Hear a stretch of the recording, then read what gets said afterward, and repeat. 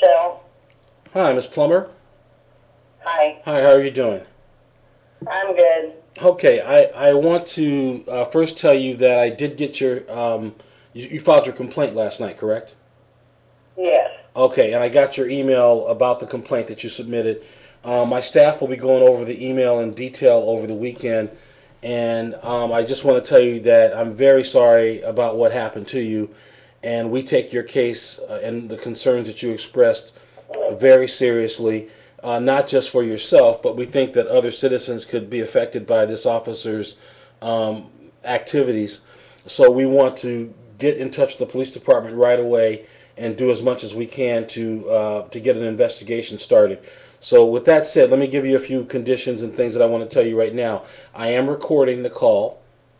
Okay. I will be calling the police department shortly to talk with them and get in touch with someone in administration. What I need from you is as much information as possible, and I want to kind of tell you what to expect after we get things started. Okay? Okay. All right. The police are always resistant to complaints. I shouldn't say always. I'd say like 99% of the time they don't like complaints. They would much rather be doing police work, and many times they consider complaints to be an unnecessary problem or burden. But that is just as much a part of their job as anything else that they do. And one of the reasons why it's so important is that when cops misbehave, the behavior will get worse if it's not addressed. And so people have to complain, and people need to feel safe when they complain. So when an officer behaves in the manner that, as you described, particularly in a matter where it's very serious, I want to make sure that we get detailed information so that the police don't have any excuses not to follow up on this. I want them to take this as serious as I do. So I don't want you to hold anything back. I want you to use the exact language that the officer used. If it's profanity, if it's vulgar, whatever it is, just say what he said. And I want to go back over where we left off when we were speaking just the other day. Okay? Okay. All right. Now, after I get the complaint rolling, they're going to want to talk to you. And we're going to set some terms and conditions on that conversation. I don't want you to go down there alone. We may decide to do it over the telephone so that we can be involved in the call. We may even decide to send a staff member out there to be with you when the complaint is actually registered or when they actually interview you. But we'll talk about those details later. I do not want you to deal with the police directly on your own. I don't, I'm a cop, so I know how cops operate. And unfortunately, I don't have a lot of confidence in police departments with respect to dealing with complaints, because most of them I've investigated don't do a very good job. There are some that do okay, but until I get my hands on the person who's running this investigation and start to communicate with that person, I'm not going to assume that they're going to do it right. So I'm going to just make sure that we manage this every step of the way, and I don't want you out there by yourself talking to them. Okay? Okay. Yeah, I don't want to either. Okay, perfect. Now, one other thing I want to tell you, I am not a lawyer, I'm an investigator. If we need a lawyer, we will get a lawyer. Right now, that's not what we need at this moment. What we need is the complete version of your story. At the stage where we think a lawyer is necessary, we will absolutely do everything we can to help you find a lawyer. And if you are not able to find a lawyer, as I told you yesterday, we will assist you in still moving your case forward with the help of our paralegals. Okay? Okay. All right. So let's start with I'm going to recite what you told me about the traffic stop, and then I want to focus in on the sexual misconduct that took place at the police station. Let's go back over a few things. First of all, you said the charges were all dismissed. Is that right? Yes, that charge, not the speeding ticket. I paid the speeding ticket. Okay. But So the DUID charge was dismissed. okay. All right. Now, the incident that you reported to me started as follows. You were traveling from work to another location. You were pulled over by a police officer. The officer contacted you and then started administering field sobriety tests shortly after you were pulled over. You were unable to complete the test because of the heat and exhaustion, and you became dizzy. He then extrapolated from that you were drunk, then took you to the jail and administered a blood test. Is that correct? Or that was done at the hospital? No, that's not correct. First of all, he induced the dizziness with his pen test. I got it. Okay. Well, then let's start It there. was bad. Let's start from that point. The point that he got you out of the car, he administered the test with his pen, and it was making you dizzy? No, he had me get in his car because my air wasn't working. Mm-hmm. He had my ticket wrote out, and then he started, because he does focus on this ticket. Well, you know what? Let's do this. If you have time, because I know you were going on your way to work, let's do it this way. Just tell me the story from the beginning, and I'll Yeah, because I'm pulled over, and I've got it typed out. I can read. There's 4.5 pages here. Okay. Okay. On August 1st, I was going through Dickson on my way to the Honda dealership in Ardmore to get my air repaired. I had called them about 9 to make the appointment for the diagnosis. I was concerned about getting this repair done because this is predicted to be the hottest week, and I drive back and forth. I left work at Callaway Nursing Home in Sulphur at 10:56. At 11:30, I was pulled over for failing to slow down to 45 from 55. I pulled into a church parking lot on the south side of the highway because there was construction through there, and it wasn't safe to pull over along the highway. The officer had me get out of my vehicle and into his. He informed me that he was going to give me a break on my speeding ticket when we got in his vehicle, and he would not charge me double for the area being a work zone with workers present. The workers were at least 100 feet off the highway, and they were clearing a large area.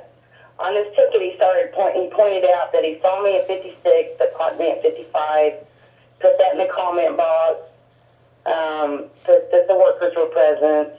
Hold on. He had me sign. Was he using radar? Yes. Okay. All right. Go ahead. Okay. He had me sign the ticket. Mm-hmm. I told him thank you for giving me a break, and I really appreciate that. I mean, it's in, last couple of months, stuff happened. I'm just kind of strapped. He asked what I would be willing to do to show my appreciation, and I said I would say a gracious thank you, and that's all. He asked what I would do if I were arrested. I told him I really don't do anything wrong to get arrested. So, I don't know. Then he pointed at the ticket and said, does this make a difference? And I said, no, not really, and I'm not sure what he was pointing at. I thought he was pointing out that he caught me at 55, but he saw me go 56, so I wasn't sure. Then he started talking about the road workers, and some people just think they're wetbacks, and I felt really uncomfortable, and I started staring at his clock on his dash. It was 11:36. And I just said I really needed to get to my appointment to get my air fixed. Then he asked about my kids, if they were white, and I said, well, my daughter is. Then he asked, well, what's your son's father? And I said, well, he's Chinese. Hold on. He started asking you about the races of your children? Yes. And then he said, I bet you're glad he's not Mexican. And I said, well, I guess. I mean, I wasn't really saying what I was thinking. I was just trying to make short responses so I could get on my way. It's 11:36. I'm supposed to be at Honda at 11:45. I already told him that. Okay. He knows that. Okay. Then he started asking if I was on any prescription medications, or if I was on meth, or if I was been drinking, and I said, no, I'm not on anything. And let me stop you there. This was again, as you told me in our other conversation, this was happening all at about 11:30 a.m. in the daytime, broad daylight? Yes, right there in a church parking lot. Okay, so he had no reason to think that you had left a bar or a restaurant or anything else, and you told him you were coming home from work. That's work, and I needed to get back to work. I needed to get my air fixed and get back to work. Okay. I was not planning on taking off for the entire day. Okay. All right. Okay. Mm-hmm. Okay, so then he starts asking about drug history. I said, well, a long time ago, yeah, I guess I did some, and I said, why are you asking these questions? And he said, well, your eyes are red and dilated. Ma'am, get out of the car. I need to check your eyes. So I got out of the car, and he did that pen test where he saw evidence of nystagmus he stressed my eyes. He strained them, and he stared at the end of the pen way out of my peripheral vision. I did, and he wrote on the blood test order that I refused. After that, I refused to finish the test.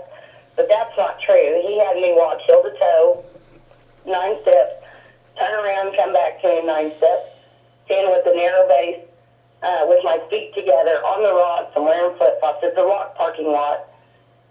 At that point, when I'm standing there and he's getting ready for me to stand on one foot, he's going to instruct me to do that. He's explaining the instructions. That's when I felt the really intense heat, and my heart rate was getting really hard and fast. And that's when I said, "Sir, this is ridiculous. I can't do any more. I'm done." And he said, "You will, or you will go to jail." I said, "I'm done." Let me back up for a minute. He had already written the ticket and you had already signed it? Yes, the speeding ticket. Okay, so the speeding... He gave it to me. He wanted to have a conversation. So he just started making this extra conversation to get you engaged, talking about the construction workers and your parents, your children's parents and all that. That was to just make you talk to him about something. Exactly, and my tongue did stick on one word. He wrote that on the blood test order that I had slurred speech. Mm-hmm. Well, I'm an Okie, so my speech is slow. Mm-hmm. But as far as slurring, I tried to contact the nurse that did the intake at the hospital. Mm-hmm. I think she will remember me. Mm-hmm.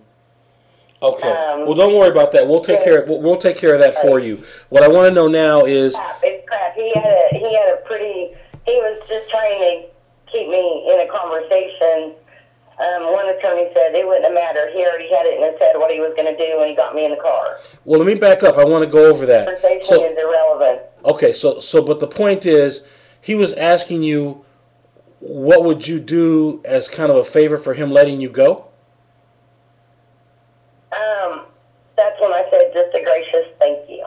Yeah. I want to come back to that. Just walk me through how that part of the conversation happened again. You guys are talking about all this other stuff, and he tells you that he could have charged you with this, he could have charged you with that. You're lucky that you didn't get this, and then he says to you, "And how would you want to thank me?" Well, he said he was going to give me a break on the ticket and not charge me double for workers being present in a work zone. Mm-hmm. And I said, "Well, thank you. Thank you very much. There's just different, I can go into it, but there's different reasons why I was just kind of financially stressed at the time, and I appreciate that break," basically is what I said. Okay. Thank you. Okay. And then he said, "Well, what would you do to show your appreciation?" Okay, that's what I wanted to know. The exact words. He asked you what... I said I would just say a gracious thank you, and that's all. Okay. All right, so take me from the point that you told him you couldn't do any more of the sobriety test. And just for the record, you had not been drinking, you had no alcohol in your system, and that was confirmed when the blood test came back, correct? Absolutely. So he had no reason to arrest you on a DUI. No. Okay. At that point, when I said I couldn't do any more, he put the cuffs on me behind my back. He set me in the back of his vehicle. I had to ask him to turn the air on. It was very hot. Okay. And then he goes and checks out my car, takes a look around my vehicle, comes back to me, opens the door. He's standing right there, and he says, "Okay, your only way out of this is to blow." Okay. Now this is where? This is still in the field or at the police station? This is in the parking lot at where he's pulled me over. Okay. He didn't approach me with anything at the police station. He was trying to make it look innocent, like he was justified. The sheriff's department was very cordial and very professional and let me go as soon as my bond was paid. Okay, got it. You could tell that they were aware that this cop has pulled some crap before. Okay, all right, let me get back to what happened, though, when he made this comment, "You need to blow." This was the comment that he was... I'm relating. I said, "You think I'm drunk? I just left work. I've had nothing to drink but a coffee and water on the way over here. That's all I've had is water." And I said, "But okay, if you